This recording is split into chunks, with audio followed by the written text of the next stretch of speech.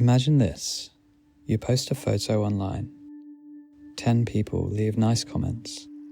1 person leaves a negative one. Which comment do you think about all day? Probably the negative one.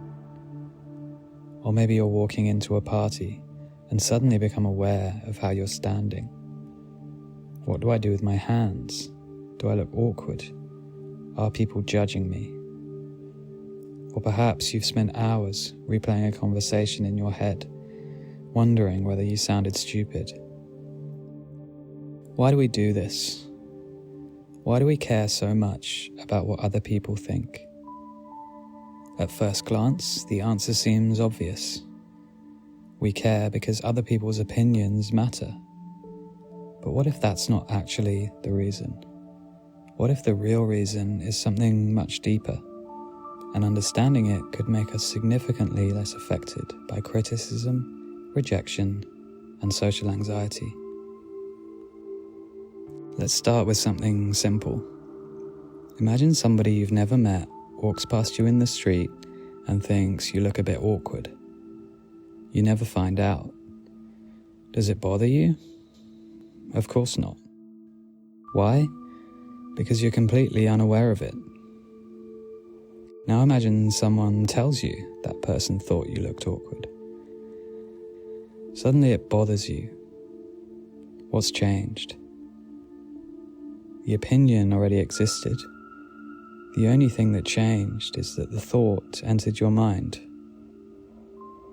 And that's interesting because it suggests that the suffering isn't actually coming from their opinion. It's coming from our relationship to the opinion. Most of us assume that criticism hurts because criticism is inherently painful. But let's look closer. Imagine 2 people receive exactly the same comment. One person hears, "Your presentation wasn't very good," and they're devastated. They think about it for days. The other person hears the exact same words and shrugs. "Fair enough, maybe I can improve." Same criticism, different reaction. So the pain cannot be inside the words themselves.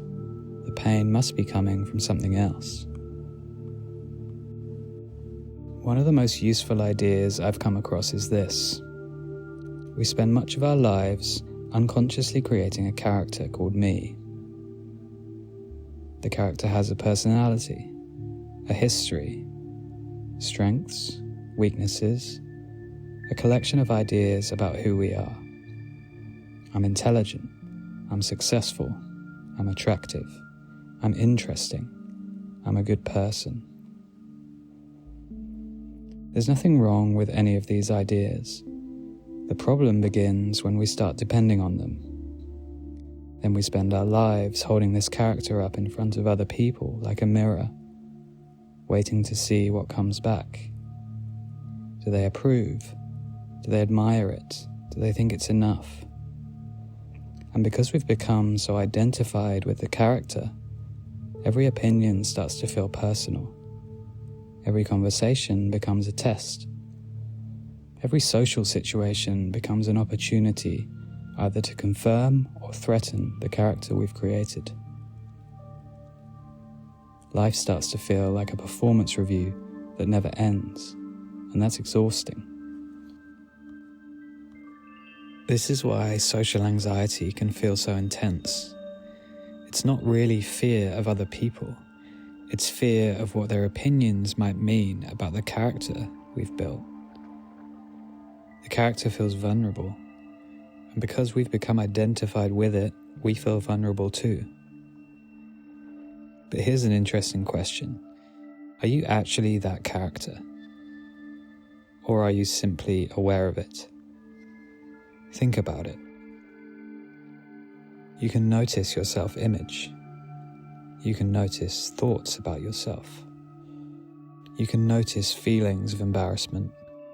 You can notice feelings of pride. You can even notice the voice in your head asking, "What do they think of me?" If you can observe all of those things, can they really be what you are? Let's use another example. Imagine you're watching a movie. In one scene, the main character is praised. In the next scene, they're criticized. The screen itself doesn't become better when the praise appears, and it doesn't become damaged when criticism appears. The screen simply allows both experiences. In the same way, there is something in us that remains unchanged beneath all the praise and blame. Before somebody compliments you, you're aware. After they compliment you, you're aware. Before somebody criticizes you, you're aware. After they criticize you, you're aware. The awareness itself hasn't changed, only the content has changed. Now, this doesn't mean we should stop caring entirely. Some people hear ideas like this and think, so I should just ignore everybody's feedback? No, not at all. Other people often have useful information. If 10 people tell you that you're constantly interrupting them, it might be worth listening. The goal isn't to become indifferent. The goal is to stop deriving your sense of worth from every opinion that passes through the world. Feedback is useful. Dependence is painful. There's a difference. Think about somebody you admire. Maybe a musician, an entrepreneur, an athlete, anyone who's done something meaningful. Do you think everybody liked them? Of course not. The more visible somebody becomes, the more criticism they receive. Eventually you realize something surprising. Being universally liked isn't possible. It's not a goal that anybody has ever achieved, not one person. Not your favorite actor, not your favorite musician, not your favorite politician, not even the nicest person you've ever met. Somebody dislikes everyone. Which means trying to control everybody's opinion of you is a game you literally cannot win. So what's the alternative? The alternative is to become more interested in reality than in the character. Instead of constantly asking, what do they think of me? You begin asking, what is actually happening right now? You notice the conversation. You listen to the other person. You engage with the task in front of you.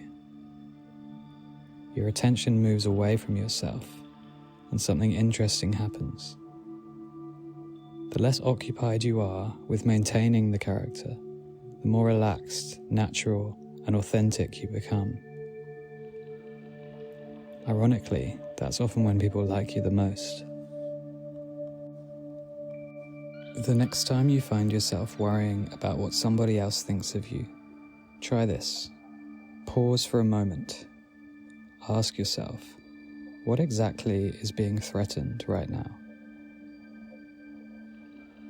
Usually you'll discover it's not your actual self, it's a mental picture, a reputation, a character, a story. And then ask a second question. Am I aware of that character? Because if you're aware of it, perhaps it's not what you fundamentally are. Perhaps it's just another experience appearing in awareness, just another cloud passing through the sky. We spend so much of our lives trying to manage other people's opinions. But other people's opinions are happening inside their minds, not ours. They are largely outside of our control. What is available to us is something much simpler. We can stop treating every opinion as a verdict on our worth. We can stop trying to constantly defend the character we've created. And we can recognize that beneath all the praise and criticism, there is something about us that remains untouched.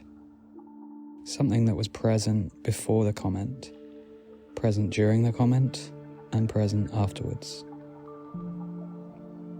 And perhaps discovering that is the beginning of real confidence. Not confidence that everybody will like you, but confidence that you don't need them to. If you enjoyed this video, subscribe for more everyday problems, reframed through a different lens.